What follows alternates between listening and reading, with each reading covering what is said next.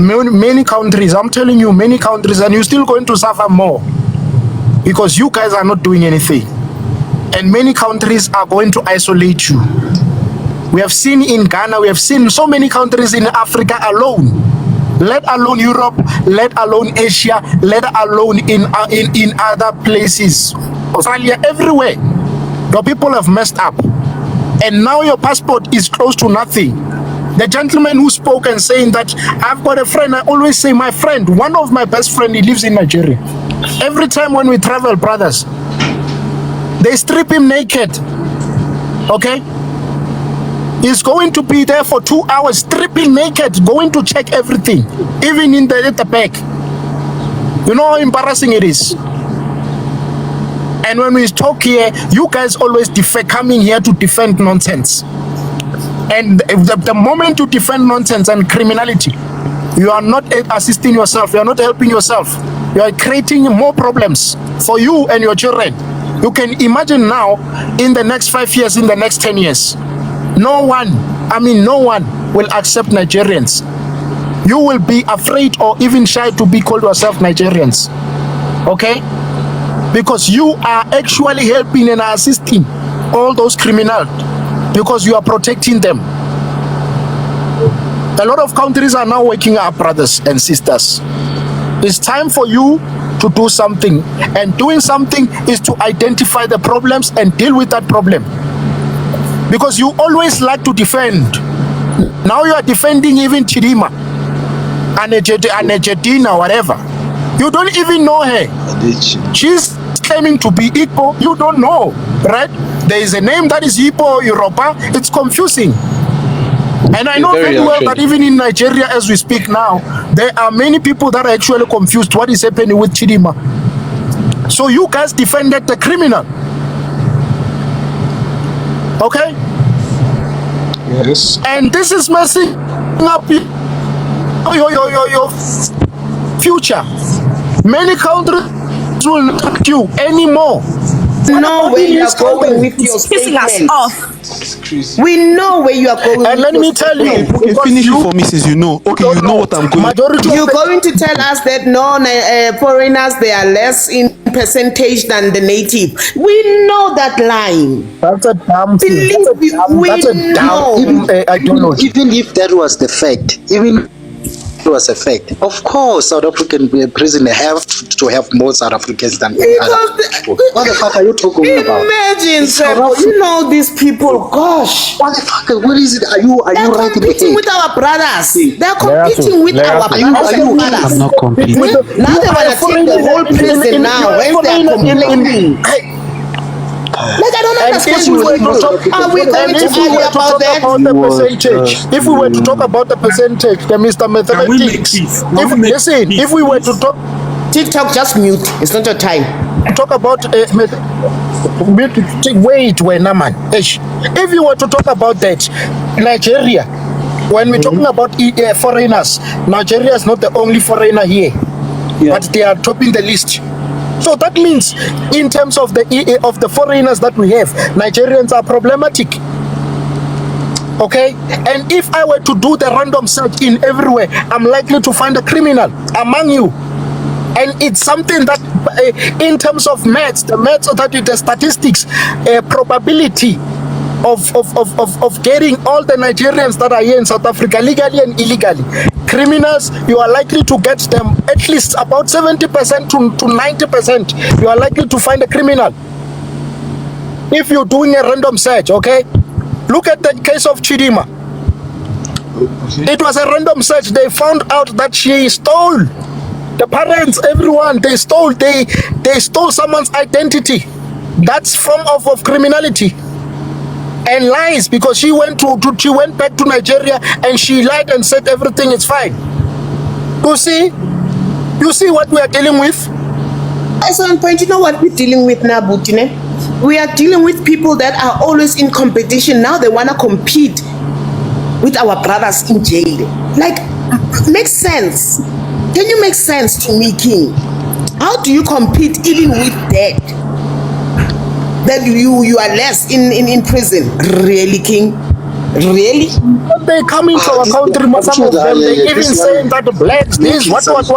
We know ourselves, South Africa, we are blacks, we are colored, we are Mzungus, we are Indians, that's who we are. Please, And King, can I ask my Nigerian brother a question? King. Wagwan, run it. King, can you hear me? I can hear you, my G. I can hear you. As it is now, we are foreigners. These people are telling us that this is their problem. Because when I was making my submission, I could see some people throwing insults at me that I'm siding with South Africans. Me, the way I was brought up, we have something they call contentment. Anything we have, we are content with it. We are not desperate for money, where I come from.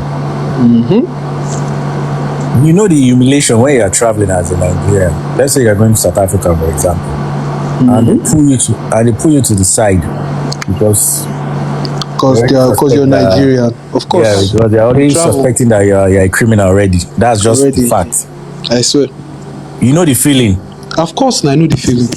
You are bringing your money. You want to come and enjoy yourself. Maybe you're going for tourism holiday. For my school visa. You are being sidelined. And now, our people now, they've caused a lot of problem in that country because, my brother, if I go to some crime channels, there's one man that used to bust all these drug dealers in South Africa. I don't know his name.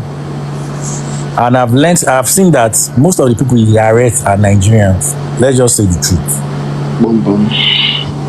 I don't know the kind of money these our brothers are looking for. Because drugs destroy lives. It does.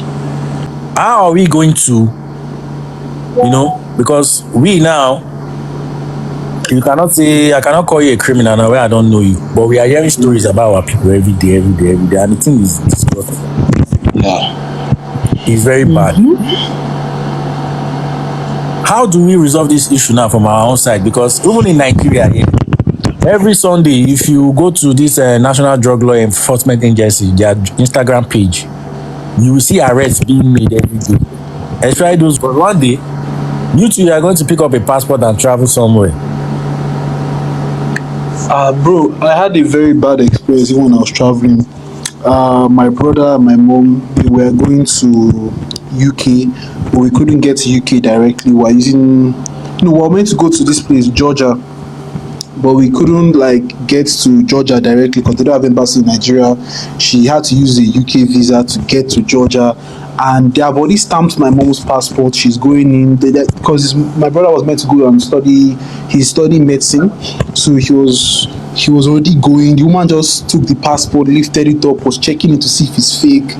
I called my brother, and before you know it, they just declined him. Then they deported my mom from the airport for no reason, and they gave us no absolute reason. And it hurts because we had invested time and money because even to get into the Georgian embassy, my brother had to first fly to Ethiopia.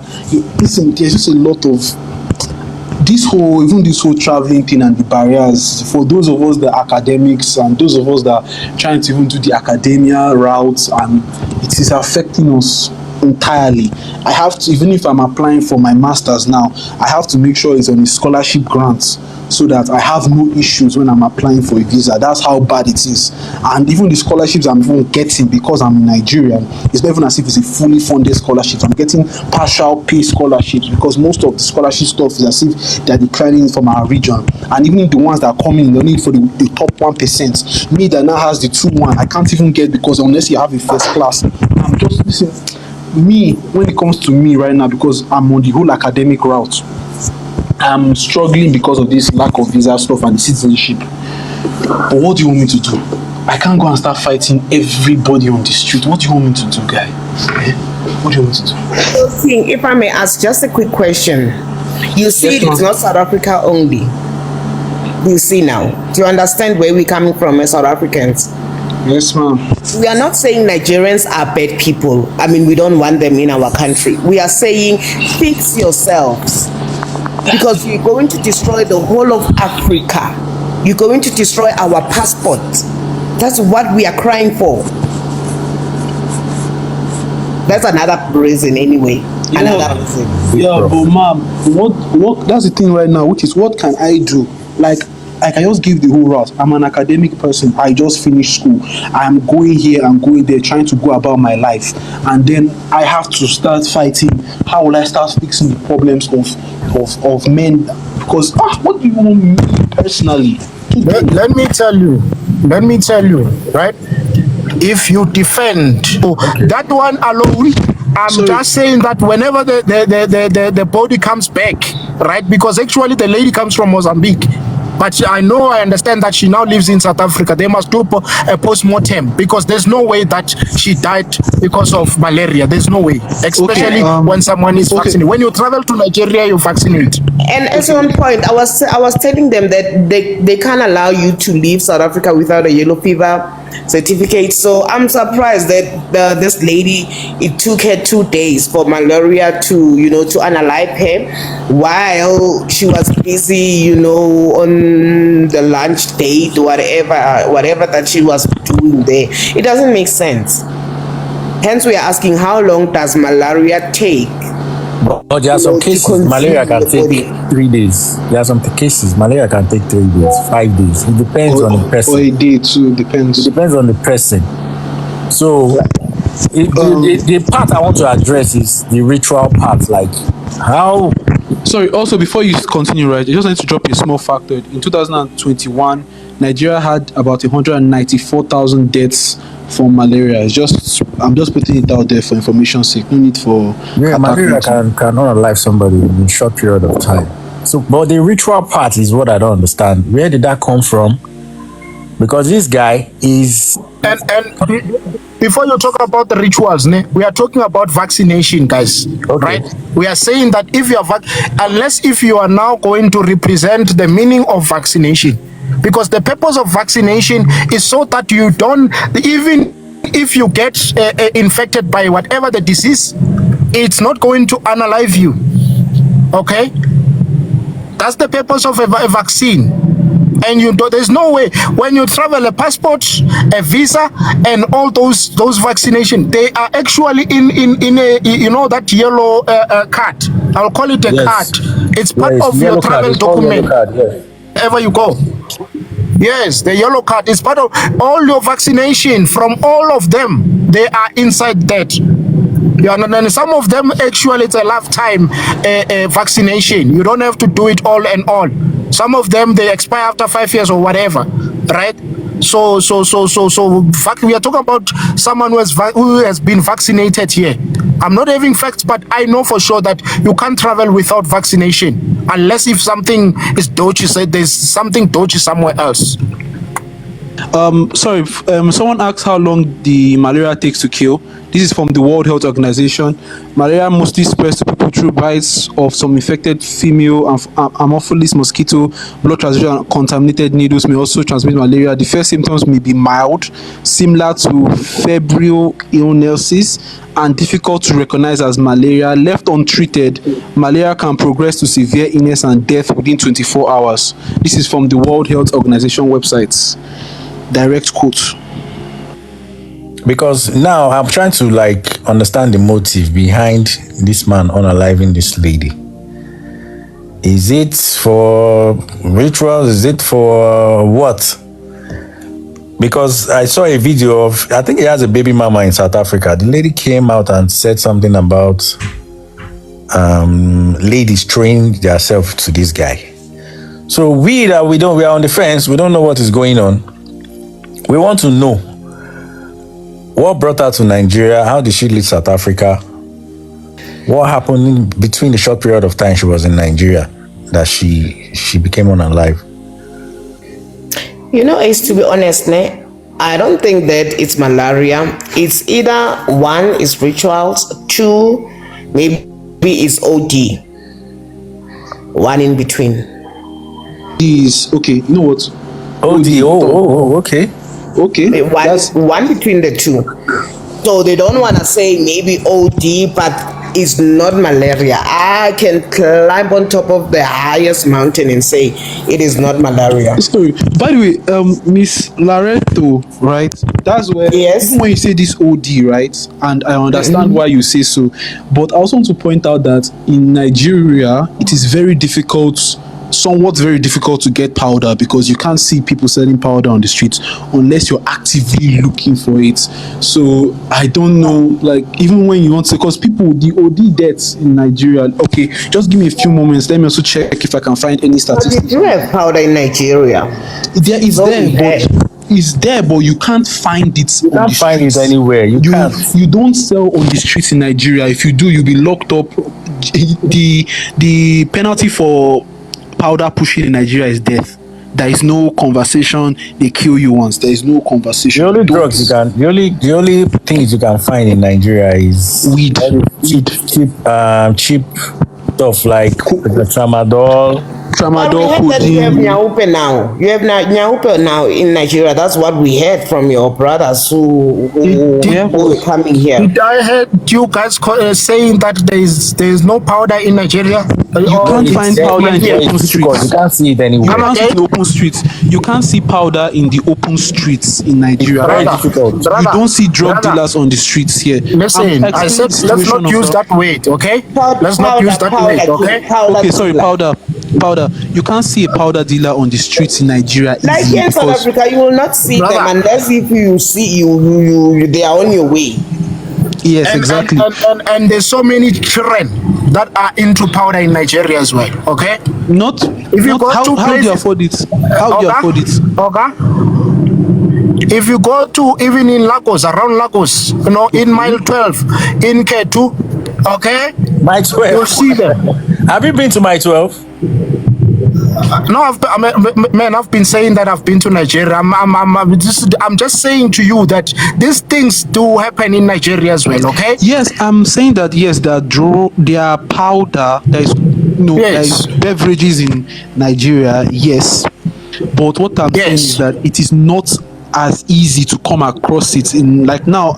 I have stayed in Nigeria all my life for 26 years of my life, and I have it was only in university where I first saw powder, or I didn't even see powder. What I saw was this thing, cannabis. That's what I saw. I didn't see powder, the white and brown powder. I didn't see any of them. No Coke, no Coca-Cola, no Hero beer, none of that. I didn't see any of that. So that's what I'm saying. Fine, it's all this cheap stuff. You will not see Cheap stuff.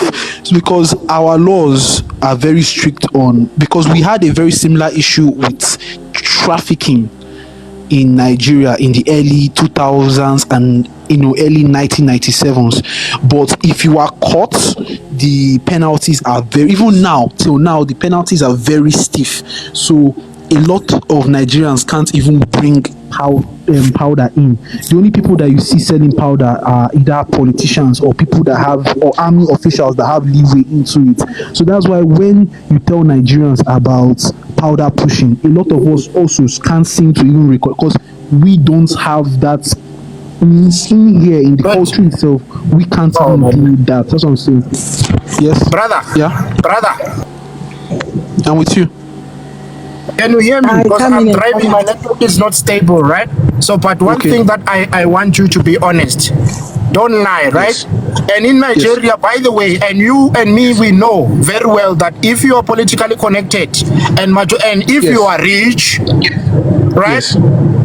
Yes. You can bribe your way. Okay? Yes, absolutely. Yes, absolutely. There's a corruption. And listen, brother, there's so many kids in Nigeria, in Lagos to be exact, because that's the hub of everything, that are actually becoming zombies. Okay? Okay? Yeah. Yes. So it's there, it's out there. Listen, I myself, I don't know how Nyahupe looks like, okay? But I see the effects through the kids, okay? And then that's the same thing that is happening as well in Nigeria, okay? So I don't want us here to come here and pretend, okay? I've seen corruption in Nigeria, especially with the police. If you have got money, if you have got something, you are not going to be arrested, okay? I've seen it with my own eyes, okay? Right. So we are South Africans to go to the parliament. it's a lot of people to use the. Yeah. And the defense. In the defense force is there actually, the only actually the government actually is there a force there in Pretoria here. All the people actually holding the force is a top one. Is that the one to get the drugs, powder, to bring the powder in the country. Still pass. Yeah, that one is the people actually to bring the powder in the country. The powerful people actually working for government. It's only that one who has to sort it out. If you sort that people out, you will do the good thing there. But if you go into in a location to the Pretorians, you never finish it. But if you stop the powder coming to the country, and that people tell you to create the powder in the country, is there until you're going to fight in the powder there. All right. Let us. No, do you know if those powders are being used in your Hold on, Tabo. Wilson. Tabo. Yeah. So you are telling us that you came here to. Let me just forget. Let the sister ask you a question, Tabo. Yeah, you can ask me. So, do you mean if South Africans, they can deal with the powder pushers, it's not going to break the trend? Because if now the powder pushers, they are being dealt with, they won't have courage to go to the supplier, because that would break that trend. It's difficult. If you break the chain first, never come until the powder in the country. This is what break I'm the saying. chain first. We can take it from any angle. It doesn't really mean we have to go to the border or to the harbor or wherever they're delivering it from to enter the country. Break the chain first. But if you break the chain, when we say we deal with the people who are closer to us, because it is our children that are taking this, or our brothers, people close to us. It's easier for us on the ground to get to know the seller, but to know the transporter, the supplier, not even this.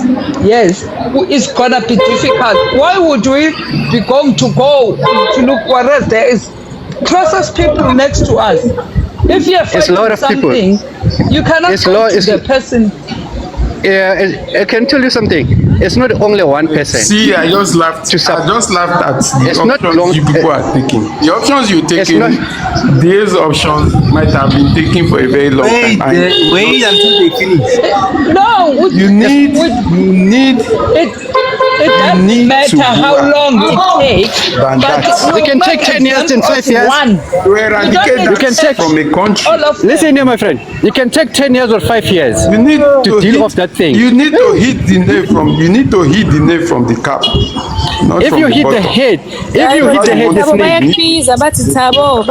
so you going through your children or the buyer trying to get to the top, my dear. You but it doesn't matter. But we'll deal with it is very clear. I'm so sorry, guys. I'm going to out into you. You are proud of it. One buyer.